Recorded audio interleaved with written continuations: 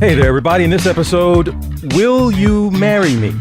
And as a follow-up to that, will you help me pay for the engagement ring I just put on your finger?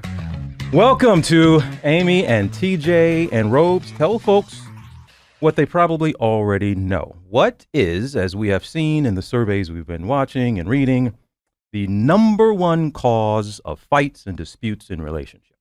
It is money, money, money. Now, yes. Would you 100% agree with that based on your history over the past 30 years of relationships Yes. and dating? Yeah? Yes. I would say that money has, in one of my relationships, definitely caused a significant amount of problems. And I actually think the money issue is maybe even a symptom of a larger issue where you don't operate the same way. Maybe you have trust issues. Maybe you just have different ways of operating through life. And so it might, I think, point to a larger problem just in terms of your compatibility. All right. So that's the number one reason for disputes in relationships. And from also the surveys we see when it comes absolutely to divorce, what is one of the leading causes of divorce in this country? Financial stress, money, yes. And it's listed on every survey you can look at, pointing to that being a leading cause of most divorces. Okay, so most people, we got enough issues in a relationship, but we start off in a marriage, and this comes from an article. A woman said that she took issue with her now husband because she found out after they got married that the ring that he put on her finger and he used to propose to her, he is now paying for and paying off using the joint account. Okay, is this... Now, your initial reaction when this was forwarded to us was what? No, before we get into the details of it, just seeing the headline, What was your just initial reaction? Well, so to me, the very significant phrase that stood out to me was found out. Mm-hmm. She found out Fair. that he was paying for the ring he proposed to her with their joint account. There was not a discussion. She was surprised by it. And that I can understand. Not having known that was happening or not having discussed that that's how it was going to be paid for. Okay, let me take it one step further. Okay, that 100% agreement, she didn't know. So now she has found out and it's been explained to you. Is that something we can get past? Yes, it's something we could get past because if you don't have the money, you don't have the money. And I know I'm going to get into a little bit of the details here when I say this, but I read that they were saving to buy a house. Mm-hmm. So when you're actually talking about being a couple, being united, and putting your money towards joint ventures as big as a house, then I understand why would one person just have to take on that expense, especially when it is a part of a wedding. It's not like he bought her birthday gift with it and then had her pay for it. Some people could argue that the engagement ring is a part of the wedding expense. What do you argue? I initially, I think I would be a little put off, like, whoa, you proposed to me with the ring that you couldn't afford. That sounds stupid. So that would probably be a little annoying to me, but I could get past it and I can understand. But initially, I would be annoyed. The next part of that is, for me, what if you helped pick out the ring? So which I saw on one of the wedding websites, that 72% of couples end up picking out rings together. So the man and woman and the women are a part of it. So if you pick out a ring you got your heart set on, and I know my raise ain't coming for another 6 months. Now, does that change anything? You're telling me what I need to purchase for you. That absolutely changes it for me. Okay. Yes. If we picked it out together and I knew exactly how much it cost and we were choosing it together, I actually think that's probably a smarter way to do it. But if you've got the element of surprise and the guy wants to go make this gesture and he decides what ring he wants to buy and he makes those choices, that is kind of on him. But if you go together and do it, I absolutely think that's a completely different situation. Okay, wait. So that sounds pretty definitive. All bets are off. If y'all picked it out together, y'all should pay for it together. I think you can. I think it's understandable and reasonable that you would. But I'm a big believer. You need to have a conversation about it. I mean, I think that's the thing that was missing here, that they didn't have a conversation about what was happening. So yes, if they went to go pick it out together, I would absolutely want to participate in that and have us do a joint thing. Yes. Okay. How do you go about having that conversation? Would We picked out a ring together, but you have to have an agreement that we're going to pay for this together.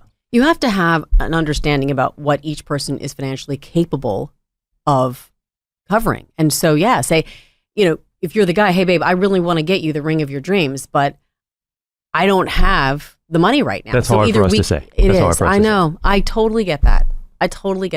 We have a hard time deciding who's paying for dinner. So I think I can understand why that's a tough time. We do? Well, we don't have a hard time. You won't let me. So we don't have a hard time deciding. We had a lot of back and forth in the beginning, and it was quite funny because if I tried to pay for some of it or all of it, I got a Venmo back immediately with an extra $5 attached saying that was funny. Sometimes you actually give me the middle finger emoji. We'll edit that out. No, we won't. No, it's a weird. We are from a different, right? A different I won't say generation, but still, older folks see it in a more traditional way. We go to dinner, the man pays. That's just it. From the moment I joined ABC News, you were already there. There's not a moment a day in our ABC careers that I made more money than you did. So, but still, once we started dating, you didn't pay for a meal. I didn't have some expectation that it's not like I was doing okay. Right. That's what I'm saying. But the point there being, it's just in some of our minds that the guy always pays. And so we had to work this out, you and I, and we have resolved it to where we do. We have a joint account now to where we go out, whatever we do, it's completely 50-50 in everything. But this one threw me. Because the first detail I wanted to hear was whether or not they had a joint account already heading into the marriage. Like, how long have they been together? If it's been a year or 2 years, have they already gotten their finances together? I don't have that answer yet. Because if you have a joint account and I need to go buy you a wedding ring, where am I supposed to pay? Where is the money? All my money is going into our joint account. So what are we supposed to do with that? Yeah, I hear you. I do know this detail. I know this detail that they got engaged and 1 month later were married. So in that very short month between the engagement and the wedding, they did go in and have joint accounts. So they have a joint account within a month. So if he couldn't have paid that off within a month, there was nowhere for it to come but from the joint account. But you're making the assumption that they only got the joint account in that month. My argument is that have they been together a year, 2 years, 3 years? After all that time, sometimes you might already have a joint account together. So I don't know if this is the case. Yeah. So let's say there is a joint account. This is all we have. I need to go buy a wedding ring. Now, all of my paychecks have been going into the joint account. How do I separate? How am I supposed to go pay for the ring on my own if all my money's going in here? Do I put it on a secret credit card? What am I supposed to do? Well, that sets a whole other chain of events. Let's not go off the rails. A secret credit card. Let's not go off the rails. But if we have a joint account, you and I go and I am going to buy you a ring, where is the money supposed to come from? I hear your point. That makes a lot of sense. So I'm assuming for her to be upset, there had to have been separate accounts, at least at the time of the purchase of the wedding ring. Okay. And what did we're going to get into what this young lady said. She's 28. I think the husband is 30. Soon to be ex-husband. Emma's in here, our producer. Emma, what was her first? Can you read me that first quote from the woman? This is fascinating. Her first quote was, "I was just taken aback and honestly put off by the fact that he is making me pay for a gift that he gave to me. We have been having some arguments lately, and he feels that a ring is a wedding expense, and it's only fair that I contribute towards it too. And that, as a woman of this day, I shouldn't hesitate to be an equal partner." That's the conversation that should have happened ahead of time. Exactly. You're right. Okay. You can't argue with that. But what is his argument? Well, does that make sense? Well, if you would have said it ahead of time, but He's making an assumption, which he shouldn't have. But you give a gift. It's a conditional gift, right? So he can get it back. That's true. But if she's contributed now to the paying of this conditional gift, Is it partly hers? Yes, it absolutely is. And you're right, because that is something of distinction when you talk about an engagement ring. If the wedding doesn't happen, the marriage doesn't happen, I believe it's within his legal rights to get that ring back because it was a promise for something. And so to that extent, yes, her point is that's what you do. The man buys the woman the ring, and then when you get married, that's the promise. And now the ring is hers legally. And that's what courts Correct. have ruled all over this country, different states. That has kind of been the consensus. So to her point, if she's helped pay for it, that's kind of taking away the whole point of what the ring is. I get that. So, but I understand what he's saying. Wow. Only if he had the conversation with her ahead of time. I think there is an expectation, given all that we just said, actually, now that we're talking about what it represents and the legalities of what the ring actually is before and after the marriage, it would make sense that there would be an expectation that he and he alone would pay for it. Okay. What do you think about the fact that you have a joint account? He's putting money into it. And if he has to take some of his money out of there to pay for the ring, does that make you feel better, even though you're It's still the taking same. it out of the joint account? Right? Yeah, no, I mean, that's hilarious. No, I mean, yes. But does it make you feel better? Maybe, I guess, maybe. I think what it would be for me would be the shock of it. Like, he hasn't talked about it, and all of a sudden you start seeing money leaving your joint account, and you think to yourself, what is this for? And then the conversation happens. I think that's the biggest issue. And avoidance is a huge part of this, because I was reading so many articles, fascinating, reading up about money, finances, relationships. And it is one of those taboo topics that most experts and people who are in relationships would agree with. We'll talk about anything other than money. Like, it's easier to talk about sex. It's easier to talk about, uncomfortable topics, even family, whatever, relationship issues. But people don't want to talk about money. And in one article I read, 25% of the people surveyed did not know how much their significant other made. They didn't even know their salary. That's how much we don't talk about money with one another oftentimes. What's her next? Emma, what's the, she has a couple quotes here. Emma, what was her next one from the young lady? She says, first, you don't make the recipient of a gift pay for the gift. An engagement ring is considered a gift in the most modern societies even today. And I don't care if you disagree with that. Secondly, I've unintentionally partially paid for 2 installments now, which makes me a part owner of the ring. I think that makes sense. I would agree with her, again, without a conversation ahead of time or without saying, you know what, that's cool, I get it, we're in this together and we're trying to save for a house, which I think is totally reasonable. But without that conversation, what she's saying to me makes sense. Give me the last one, Emma. If I knew my husband was going to be making me pay for the ring, I wouldn't have agreed to buy it, in quotes. Making me pay. I mean, that's some incendiary language. She's mad. She's pissed, let's be honest. She's so pissed she took it to Reddit and wants everyone else to weigh in. And actually, a lot of people were not on her side. Yeah. To which you say, TJ? We in a recent it's just communication. We talk about this all the time. The shows we watch, it's all to see how people communicate or don't communicate is the key to everything. It's hard to pick a right or a wrong here. There's some details we're certainly not privy to, but I am a joint guy. That everything we bring in it's a joint situation, no matter who makes what. That's always been my mindset. As the guy who has always been the higher earner in all of my relationships, that's still that joint. Some people say that's good. Some people say that's bad. Some say that's terrible, a terrible idea. And then the other option is to joint. You have your joint, I have my joint, and then we have our individual accounts, and then we have one joint. Not a big. You know what?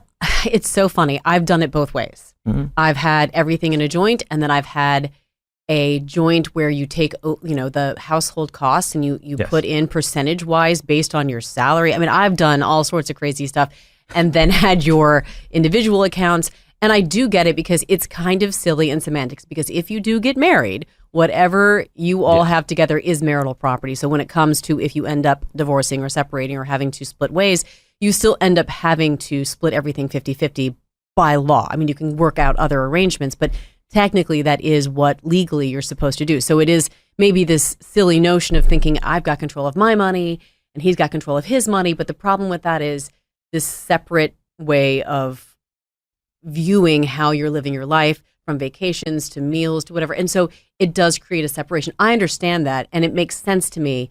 but I felt empowered to have my own account as a woman. I will say that.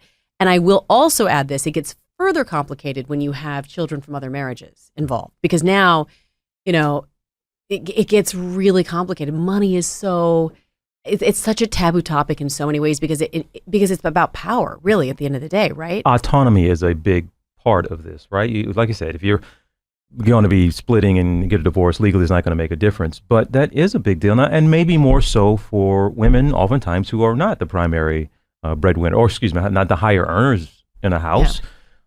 To have some kind of feel like you're not dependent on the person you're married to. If you want to go do this, do that, have to ask permission to use that money. Yeah, and that was huge for me, just to feel autonomous and to feel like I was able to take care of my daughters, who I was bringing in from another marriage. So I think that can cause a whole other layer, I think, of just needing to feel like I'm responsible for these other people and you're not. So I want to keep this money available to me to be able to put into a 529 or all of those other things. And also, sometimes, most of the times, people have very different spending habits. So think about the fight. If you've got the joint and one person's out spending all this money on luxury items and the other person's shopping, very frugally, that can cause a lot of problems too. But the transparency might be better. But he's shaking his head. I see Andy out the corner of my eye shaking his head. But the first thing that came to mind, you can't argue about somebody's spending habits. The first thing they're going to say to you is, well, it's my money.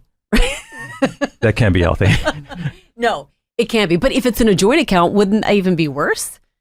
But then that forces you to talk about it. You have to have a discussion about those habits versus you don't like the way that person's living because you're spending all your money over there. We saw this on one of the shows. What, 90 Day Fiancé? Which one? I don't know. Married at First Sight? I don't know. Which saw this going down. You're complaining about somebody's habits, but you can't control their habits because it's not your money. But that's not a healthy way, in my opinion. You are right. You are correct. In fact, so this is the first time we've had this conversation about you being all in with the joint. I didn't know that. I didn't know that was the way you operated. Yeah, you're the higher earner. So yeah, I would very much like. You're funny. This is the first time we would work to my advantage. Oh my gosh. No, but I also feel uncomfortable being a working woman who is able to take care of herself, to not contribute when it comes to going out on dates and meals and all of that. So initially when we first started dating, oh my God, I felt really uncomfortable with you paying for everything on one hand. On the other hand, I'm going to be really honest here, I liked it. It was, there's this thing about women, like, do we want to have this women's lib thing where we're independent and we can do everything ourselves? But there's still something in me that really appreciated the fact that you wanted to pay for the bills. And you actually not wanted to, you insisted on it at all costs. And there was something really, I thought, beautiful about that. I don't know, you're a gentleman, you want to take care of the person you're with, and you want to take, you want to give financial support to that person or just make them feel comfortable. That there was something that I really did like about it. As much as I have maybe railed against it, intellectually, I'm not going to, it felt good to know that you were there saying, I got this. The other side to that there are women out there who will absolutely voice their opposition to such a thing. Modern times, I think the younger generation might see it or feel about it differently. But do you think most women will say it to you publicly, or they have a difficult time admitting that, I like it? Yes, I actually got smaller when I said it. I was like, I'm going to just be honest, and I know some women will take issue with me, but I liked it. I did. Yeah. And I want to contribute, of course, but just the gesture of it maybe was very meaningful to me. And I used to give you a hard time about, we used to have to play, like, it was a weird game we play in a restaurant. Like, I'm going to the restroom. Like, this is your fifth time, Robach, in the past 45 minutes, because you're trying to find the waiter to sneak him because the only way I knew that I could pay the bill is if I got up and sneaked, a credit card over to the waiter and said, can you just take care of this? The problem was, once TJ found out, the Venmo back and forth started. Oh my God. And and TJ was brilliant in how he ended the Venmo, because I knew it was never going to end. He would Venmo me back whatever the bill was plus $5. And then I'd do the same thing back to him. And then he'd up it to $10. He's like, I can do this all day. Want to keep going? and I knew he would. Yeah. And so finally I was just like, Uncle, fine. All right. You got this. Because you cost me $100 for lunch. Now I've had to pay you $120 on top just to make a point. So finally I was like, we have to get a joint. Babe, I cannot, we can't keep doing this. So we did eventually get a joint account, but that took longer than it should have because we had paparazzi on us and we didn't want them to see us going into the bank together. Oh, yeah. Do you remember that? Yes. We were delayed getting a bank account together by at least 6 months because we couldn't figure out, we were on the phone with bankers. We were on trying to figure out if we could open up a joint account without physically having to go into the branch. And the answer was no, we couldn't figure it out. So we ended up delaying it so I'm still way behind in having any sort of equality with you. I mean, that's just the truth. No, it's not. No, but that we don't expect it to even out. I mean, we're not expecting anything in return. You know what? The only thing, and women, listen up to this. This is the only thing, Emma, that we ask at that dinner. And I wish folks could see this. Just that little gesture to where you're kind of reaching towards your purse. Yeah. You don't really mean it. You're not going to pay. We know. But you just make the little effort, like you're reaching for it, and we know, okay, at least she wants to try it. She's giving an effort instead of just sitting back, waiting and expecting us to pay. That little gesture is everything. That's all we need. I would never, I can't imagine doing that, but I guess, I don't know, we have 2 younger people with us, but part of the reason I think why maybe, yes, we want to, women say, these days we can take care of ourselves. We're making our own money. We don't need you to pay for us. And you can, and we get that. 100%. But there also is this notion with money that there are always strings attached. Is there an expectation of something, of a second date or of something to happen later? Or do I owe you? And no one wants to feel like they owe someone. So I think maybe that plays into it as well from a female perspective. But is that only present in the first date or second date? I mean, once you get into a relationship and things are rolling, at what point, though, in a relationship, you're actually dating somebody, do you start to split up the bill? Do you start to, all right, you take this one, I'll take this? When does that start happening? I don't know, TJ, when does that happen? Oh, it hasn't happened yet. Not here. And I don't know. There's never, ever a time where I was ever dating anyone from high school on where there was a point in the relationship where, okay, now it's time for us to start splitting it up. I would prefer a woman, you pay for it instead of us splitting the check. Splitting the check is embarrassing and impersonal and silly. I think it puts you in the friend zone too. Yeah, it feels like friends split bills. That's what we do. Yeah. I would much rather, as you put it, like, I got this one. You used to always say this. It all evens out in the end. It does. Does it? Well, this is how I say it. We spend enough time together, but it doesn't even out because we go to dinner again and you paid this time. But when I am over at your place and you ordered the Prosecco and the steaks and you ordered the takeout here, right? We're not keeping tabs. True. We're together enough. You buzz me into the Subway sometimes. That's $2.75. You have Venmo'd me $2.75. And I think you did it maybe 2 months ago. And I thought, really, we're still here? You're Venmoing me for the Subway card? Because I don't ever want you to feel like I have an expectation that you should cover something. And it's just, it's going to be a thank you. It's going to be something that acknowledges that you have done something for me financially. Yes, if that's a $2.75 Subway ride. You do take it to an extreme, but I also do appreciate the intent behind it, and I do. Yes, that's Emma, I want you go on a lot of first dates, yes? Yes. Why'd you introduce her like that? That sounds well, I guess I was just jumping into the conversation we had before the podcast started, so I apologize. We had already established that Emma is single and went on a first date just even 2 weeks that. ago. Sorry, oh I jumped in and just thought the viewers were already there, or the listeners were already there. Anyway, so yes. I apologize for that, Emma. All good with me. But have you ever paid for the meal or the activity on a first date? No, I have not paid. I don't think I've paid ever on the first date. Not by choice, but I think it's like you guys were perfectly saying that it's the gesture of the man wanting to pay and me accepting the kind gesture. How would you feel if he suggested that you split it? Yep. I would split it And I don't think I would go on a second date with him. Really? Wow. Why though? Why is that such a turnoff? Because And you're 22, right? I just want to Correct. for folks to know who you're talking to here.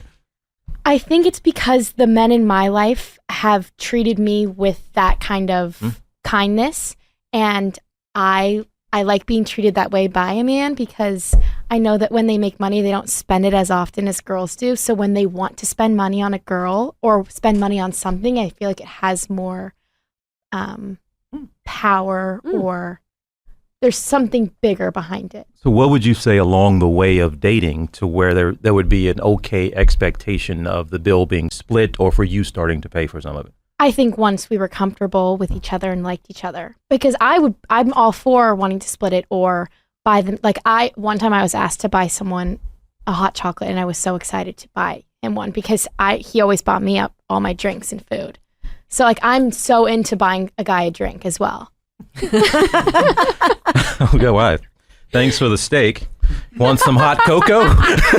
I mean, I believe we had some of those moments where I would think if it was really, really inexpensive. I'm like, I got this one. And then you would laugh. I did it on purpose. Man, like, that would... No, please, let me take this one. That would annoy the hell out of me. I'm trying to think of an example. We're at CVS getting I don't know, shampoo. I'm like, I got this one. We tried that for a while. We tried the back and forth. We did. But it always landed to where you were buying happy hour drinks. Right. And with the bill was $34. Correct. And for whatever reason, I'm at Per Se trying to... I was like, Morton Steakhouse. It's your turn, right? It was all spawned from this conversation about the engagement ring. And I isn't it standard? A guy gets the ring, proposes, but then you pay for your wedding bands. That's more of a joint expense, yes? Yes. I think that is the traditional way that people operate. I mean, there's all sorts of traditions surrounding weddings that people don't necessarily do. The bride's family typically pays for the wedding and the groom's family typically pays for the rehearsal dinner. But, that isn't always what happens these days. And I just think, with more women being in the workforce and in the workplace and educated, like we're capable of paying for things in a way that, past generations have not been. But I think some people still point to something as specific as the wage gap that still exists. And that could be a reason why men should still make the offer to pay. I saw that. That's interesting. That's an interesting way to think about it. Like, hey, you're unfairly being paid more than I am anyway. Yeah, you cover the meal. No, there's some logic to that. You could never quantify that, but still, there's some logic to it. But the engagement ring part, and I would love to talk to these two, and maybe we'll get a chance to at some point. Just the idea of the engagement ring, I can't imagine. But I look at it this way: if you offered Annalise, say, "Hey, I'm going to buy you a car," you wouldn't just tell her, "Go out, pick whatever car you want, I pay for it." No.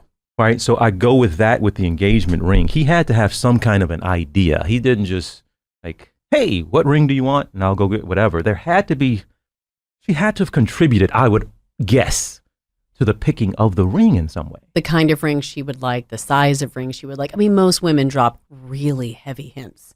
If they don't go shopping with the boyfriend, it's very much like, wow, I really like that. So I do think. What do you like? I'm simple. Oh, don't start as this I again. pointed out earlier. Well, our producer's like, no. Oh my goodness. Really, what do you like? Do you know? I do like simple. I do like elegant. Okay. And I don't like flashy. So What is that?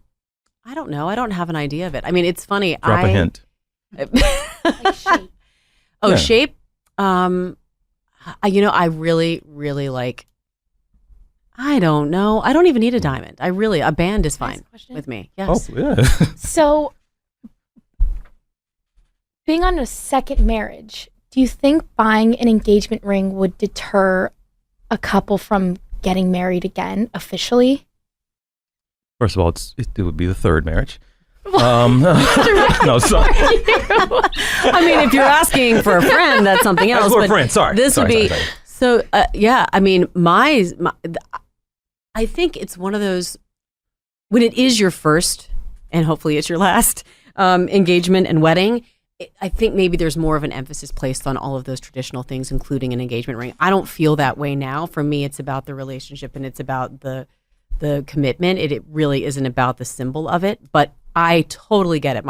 The first time, and hopefully for most people the last time around, it is important and it does signify something, and there is something beautiful to it. So I get why there are so many expectations and so much money spent on these types of I guess that's just like a symbol of your commitment. I don't really place a lot of value on that anymore, just truthfully. I don't. On the traditions of it. Well, yes, on the traditions of it and having the ring. For me, that's not, it's not even in my head. I couldn't even tell you what I would want or what I would choose or, and I wouldn't want anybody to break the bank or spend money they don't have, ever. Okay. Somebody check the time code on that so I can, he wants to bring refer that back to it. And we keep referring to these shows, and they're wildly entertaining, silly at times, but it's so fascinating to listen to people talk about marriage and what they want and their expectations. We're sitting here having a whole conversation based around a ring, right? An engagement ring, and that didn't go well. And you were just saying about the traditions, and first time around you're into this, and maybe not so much now. What do we always say now in hearing people discuss their relationships? They're focused so much on, I want a husband. I want a wife. This is my dream wedding. This is my dream ring. So much emphasis is put on the wedding and these traditions and not enough on the actual relationship, the marriage. We were talking about this, our latest podcast, right? People have bad moments in a relationship, but that could be a great relationship just to have some bad moments. There are other relationships that are bad relationships and have some great moments every once in a while. Don't ignore the fact that you got a bad relationship, and we can't ignore the fact that we got a great one just because we have a couple of bad moments. And that is what we have noticed is missing all the time as we watch people communicate in relationships. And so this is we're talking about all this and money and this and that. That's really not where the focus should be. And I get it. Yes, we had to go through a lot of experiences, difficult experiences to get here. But I could recommend to anybody, you should not want to get married until you find somebody you want to get married to. Those are two different things, right? People are 25 now and single, 30 and single, whatever. I want to get married. I want to get married. I want to get married. Emma, you want to get married one day? Yes. Okay. I encourage you to change that thinking. Right? It sounds good. It sounds like a fantasy, but there's going to be somebody that comes along in your life and you're going to say, I want to marry him instead of just wanting to get married. And I could absolutely say that about you. You and I go back and forth about this all the time. Like, yeah, I want to marry you. I don't need to, but I want to be married to you. And that's such a different thing as we sit here and talk about engagement rings and joint accounts. Yeah. I mean, it's interesting having gone through this now, both of us twice. And I know that can be joke material.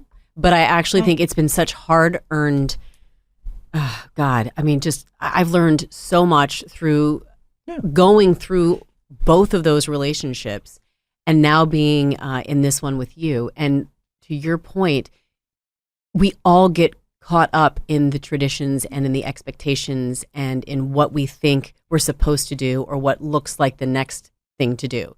But interestingly now, with the choice totally in front of us to get married or not, for us, we're kind of on the fence and laughing about it because it doesn't matter, because we know we want to be with each other. We want to marry each other. We don't have to necessarily get married because of what that represents. It's almost for everyone else and not for you. And so we've been watching these shows and I get it. I've been swept up in it. We all have. But it's about almost the going through these moments in life that you look forward to maybe as a young girl or a young boy, and then getting to do those things, but it's not as focused on the relationship and the person and what comes after the wedding. All of that somehow gets lost in the shuffle so many times. And then you're like, and in these shows, they say, oh man, this isn't what I thought it was going to be. Yeah. This isn't what I signed up for, because the focus hasn't been on the person. So yes, and I'm not faulting it, because we've all been there, and I get the excitement of all of that, and the ring and the wedding dress and all of that. But at the end of the day, it's about the relationship, and most importantly, it's about the communication. So, and that's what's missing in this specific story is the communication. Isn't that something? We've gone all and talked about all this. The problem could have been solved with talking. Yep. I'll be damned. Talking about money, talking about what you have, and talking about what you don't have.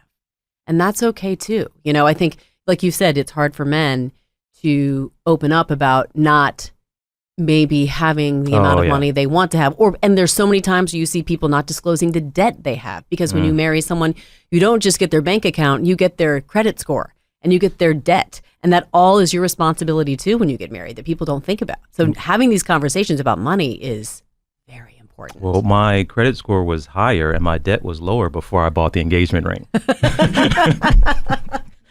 Yep. All of that matters. It all contributes to the end game. And if you're in it together, it is about figuring it out together. I mean, do you consider yourselves partners in every way? Because marriage, gosh, it started out as a business. Wasn't it a financial enterprise to begin with? Isn't that really a lot of the reasons why we even have marriage? So to not acknowledge that there is a financial aspect to it, and it is a business agreement in a way, you're merging in every way, including financially. But if you don't talk about the finances behind it, what you bring to it, that's the recipe for disaster. Average cost of an engagement ring in this country, your guess would be how much, Andy?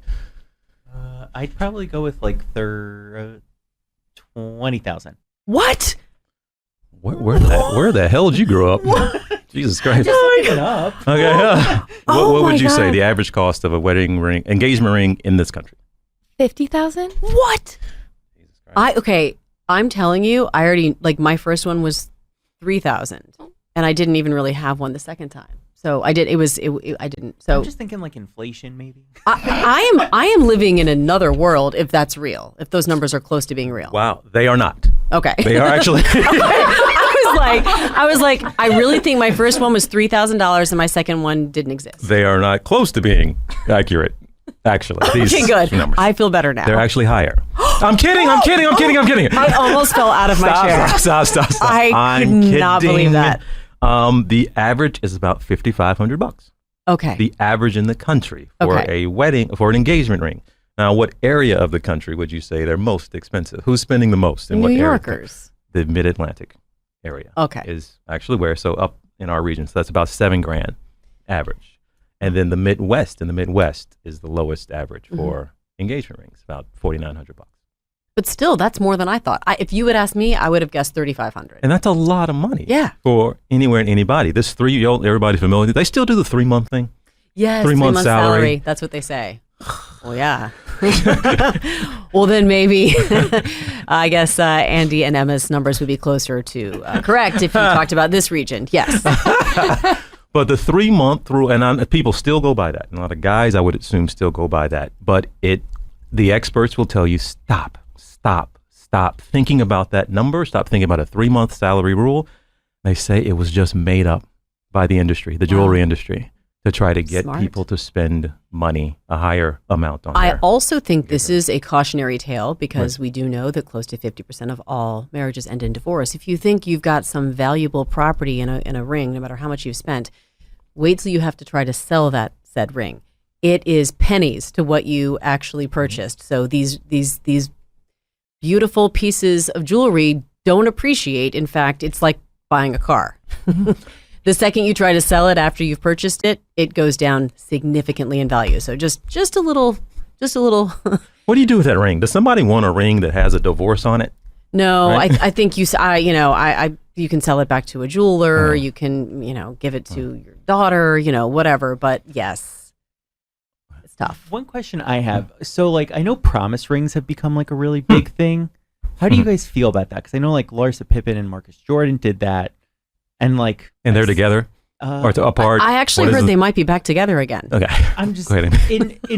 in talking about both the financial strain an engagement ring can put on you, and the pressures of marriage, kind of staying away from that. Is a promise ring a compromise? I guess is what I'm saying. It seems so weird to plan. I know there are prenuptial agreements out there, but to plan for the potential demise of your marriage as you're planning for the marriage. right? I am buying a ring just in case I get divorced. I am going to only do a promise ring because things might not work out. I get it. That is probably the safe thing to do given the numbers, but that is something about that feels odd as I sit here with you with a ring around your neck. Yes. Because we had that same conversation. So, yes. And so you were going to do this? Okay, yes. wait. Let's not do this. Okay. Okay, we'll skip it. But go ahead to answer his question.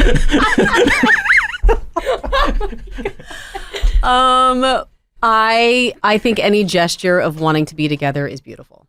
And I think it's a beautiful thing to give or to receive. And it's a promise. And there's nothing legally binding you to that person. But I actually, as we've discussed, don't mind that concept at all. To just promise to be together. We don't have to have a judge, sign something. Weren't you all in here for the episode in which she said she wanted? You were here for that, right? Okay. But I think there's something beautiful about that. I've told you how much beautiful. I said beautiful. No, and I fully discussed how much I love Goldie Hawn and Kurt Russell's relationship. And they are not married. And then what did she say, guys, right after that? You did not get away from the idea that, intellectually, I know it's silly, but still I would prefer a marriage and a judge to sign off it because it's more than a promise. It's harder to break up. You actually said that. I did. But I still can say that I think the idea of the promise ring and the choice to be together is a beautiful one. All right. Well, we are rooting for this couple. Who knows what happens to them? Maybe we will get a chance for them. But I'm always I just do. I root for love and happiness, and I hope they get this worked out. And if they don't, then I hope they're okay down the road. It's tough. I hate to hear them starting out this way. But perhaps by her even bringing this up and having a conversation about it, we're talking about it, maybe they will have better conversations in the future. This is a big warning sign, like, whoa, we screwed up here. We didn't have this conversation then, but let's do it now and let's keep doing it. And I think it's also something I was surprised. And then I had to reflect back and be honest about how little I've talked about money and how often it has bred resentment and frustration. And you don't discuss it for whatever reason because it feels icky. It feels tacky, right? Mm-hmm. But the truth is it's such an important part of how you live your lives together. And if you can't talk about that, there's probably bigger problems you have to deal with as well. So it's just a reminder to communicate and to talk about stuff. Talking about the hard stuff is how you get through the big things in life. And my mom always said this, and we've talked about this. You're never fighting about what you're fighting about. Mm-hmm. So you can fight about money, you can fight about whatever, but at the end of the day, it's pointing to a larger communication issue that you probably have. What were we fighting about just yesterday? We were fighting about something. I don't remember. I remember having a lovely day. No, with you it was yesterday. something we were disagreeing about something here that was so. It was who ordering dinner, ordering lunch, or you said I'd never tell you what my order is. Right. So we were fighting about that. So what is our bigger issue? Because we were fighting about something else, as your mom would say. Right. You're not really fighting about what you're fighting about. So what are we really fighting about, Rose? I don't know. Right. Can you tell me? No, me not sharing my appetizer order is a symbol of a bigger problem. Well, see, here's the deal. I don't think we were fighting. I think we were teasing each other, which is different. If we were actually fighting, then maybe I could come up with what was behind it, but I think we were just teasing each other. All right. Well, Andy, Emma, we appreciate you all, as always, chiming in here. And folks, look, hope you know what? There's got to be a takeaway. Everybody goes through this in relationships. So hopefully there's some takeaway, but you can always find us and chime in on the conversation if you'd like on our official Instagram, the show's Instagram, at Amy and T.J. Podcast. You can find us as well. But until next time, Robe, your parting thoughts to all those lovers out there. Talk to each other.